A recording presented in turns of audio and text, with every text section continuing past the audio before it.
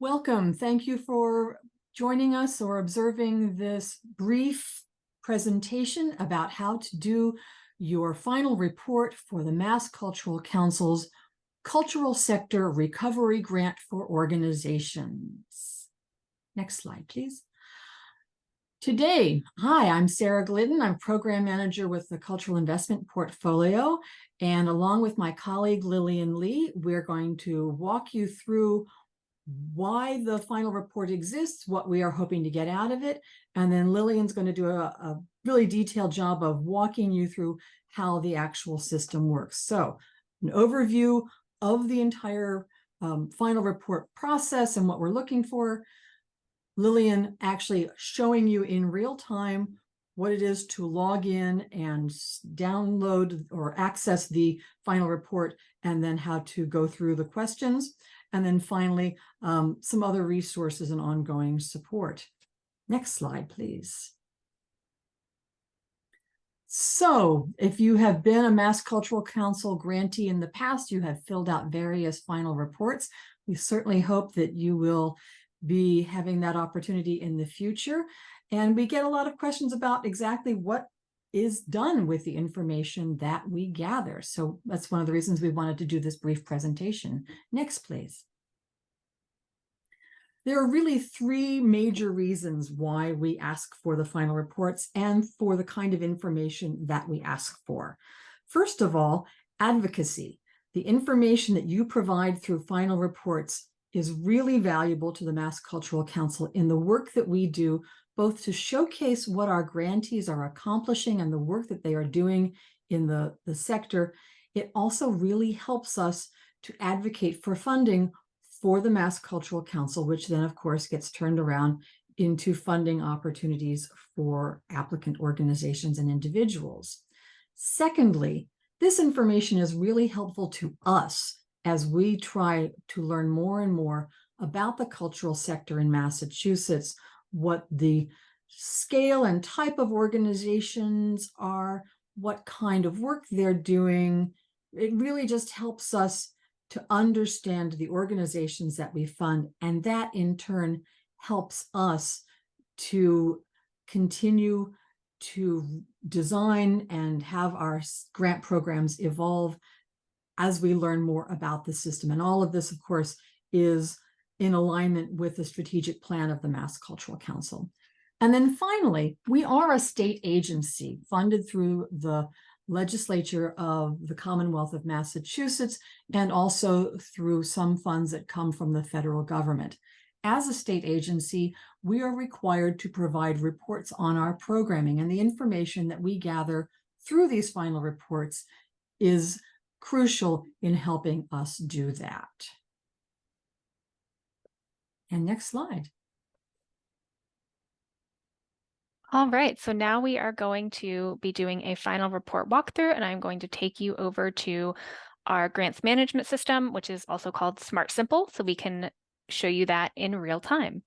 So the screen that you are seeing here is the welcome page, the landing screen when you log in to your GMS account.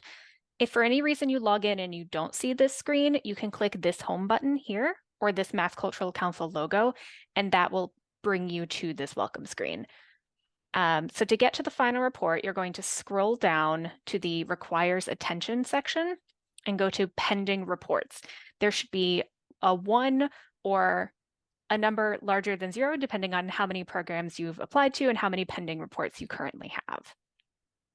Once you click into that, you'll see a list of any final reports, annual reports, etc., for any grant programs you are a part of currently.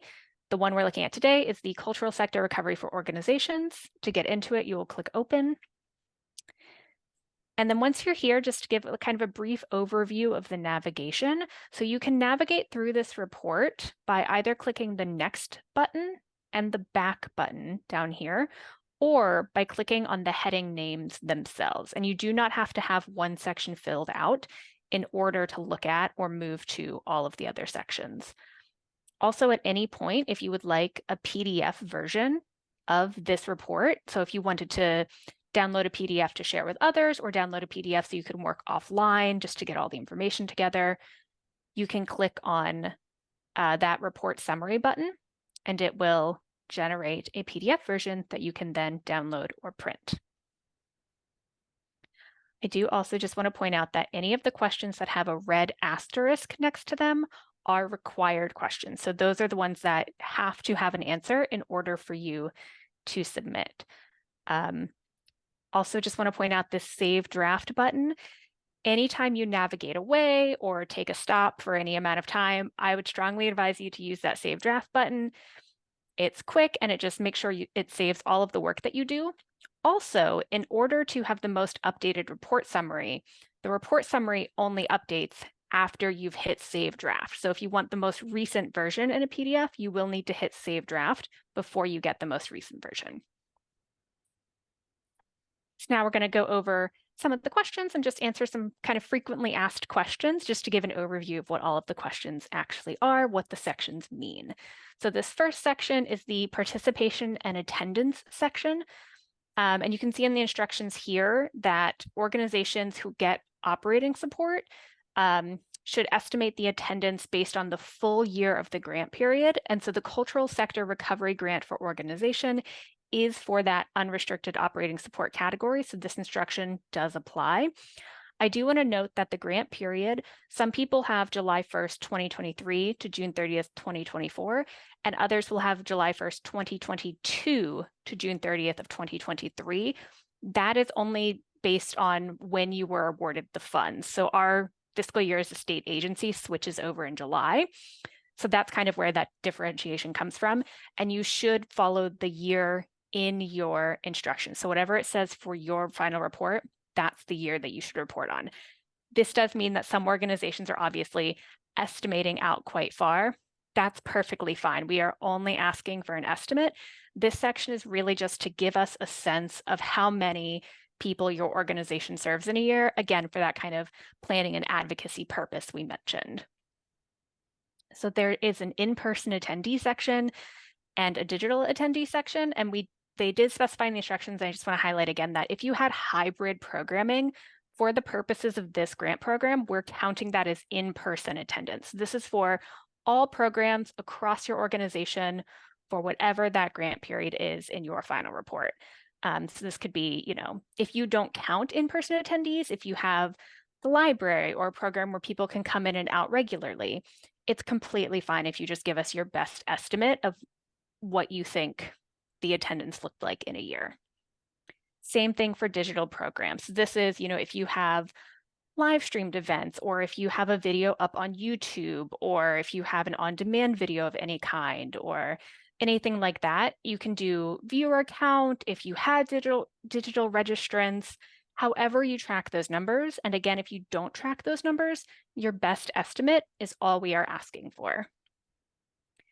Then the final section is auto-calculated. So this just adds together both digital and paid. So the system will do that for you after you hit Save Draft. So we're going to click on Next to navigate to the report details section. So just to give kind of an overview of why we're asking for these kinds of questions, and just a reminder that this program, specifically the Cultural Sector Recovery for Organizations program, was funded through state pandemic monies made available to the cultural sector via Chapter 102 of the Acts of 2021, an act relative to immediate COVID-19 recovery needs. So these funds were really meant to aid in COVID-19 recovery for organizations. One way in which they were measuring that or looking at that in the text of that act and the legislation was through employee and job creation and retention, which is why we're asking those questions here in the final report. That's not to say that you were required to use the funds for that purpose. You were not. We just know that it is one possible way organizations could have used the funds, and we are interested in knowing how many organizations did so, and if they did so, to what extent. So if you did not use it for that purpose, or if you're, say, an all-volunteer organization, your answer here can be 0, and that's completely fine. And then kind of similar to this question, we just want to know how impactful this was to your organization in either maintaining operations or in recovering from COVID-19 in this past year. And so that can be it can vary differently from organization to organization, obviously, and there's no wrong answer here. We just want to honestly know how impactful was this grant. And it can be, however you either use this funds, if it allowed you to just maintain operations, if you used it for payroll, if you used it to add to your reserves, if you used it for specific programming. This is just kind of a place to tell us your story of how this grant impacted you. So I'm going to navigate to the next section using the heading instead of the next button this time. This one is for your organization's operating expenses and financial reporting. So this one is, we're asking specifically for your most recently ended fiscal year for this question, just the operating expenses for whatever your most recent fiscal year was. It is completely fine if you don't have finalized numbers, if you're still closing that out, if you, just ended it. So you have, oh, I have a budget or I have draft numbers, I don't have totals yet. That's fine. We're just asking for a rough estimate, a ballpark estimate. It does not have to be finalized, audited numbers, anything like that. Just the current estimate that you have for that most recent fiscal year. And for the grant expenditure, so for our test organization, they were unfortunately only awarded $0. All of you were awarded more than that. And so whatever that grant amount is, that should also be the total amount that you have spent when you fill this out. And some of you may be saying, oh, but I haven't spent the funds yet. I have it planned for next year. For the purposes of this grant, we consider the funds spent once an organization has received them. And we consider it spent because this is unrestricted funding, and one of the possible uses is just adding it to your bank account in reserves. So technically, if you have received the funds, it has already been used for an eligible use. And so all organizations are considered to have fully spent the funds if they have received them. So it is correct to enter the total amount awarded in the grant amount spent. And actually, the report will not let you submit if you enter a number less than the total grant amount awarded. And moving on to our final category here, photos for advocacy. So you'll notice none of these questions have that red asterisk next to it. So this is an optional section. Again, going back to kind of the purpose for the grant report, these photos are so helpful because they allow us here at Mass Cultural Council to showcase grantees' work and really help to amplify the work that you do, which allows us to better advocate for funding. So we are asking you to consider uploading photos if you are comfortable doing so, if you have photos you want to share, but it is not a required portion of the application. And just again, a reminder that this Save Draft button is down here. Again, encourage you to use it frequently anytime you come to a stopping point. Also great to just hit it again before you hit submit when you feel like you're ready to. And yeah, that is the final report. So I'm going to go back to Sarah for our final slide of the slideshow. First of all, again, thank you for watching our video. If you have questions, we're going to be doing several small group meetings. We call them office hours. And if you go to our website, massculturalcouncil.org, and look at agency dates, you can click on that and sign up for office hours. You will get an email that will give you a Zoom link for that. Again, that agency dates is where you'll see when we have office hours scheduled, and you'll see how to sign up for them.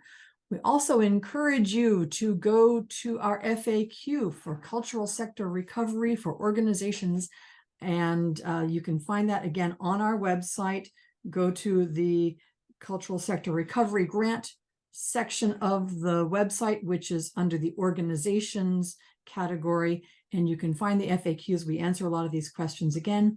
If you have questions that we have not addressed, or you have special circumstances that you think you need some additional guidance on, please send us an email. Send it to organization.recovery@mass.gov.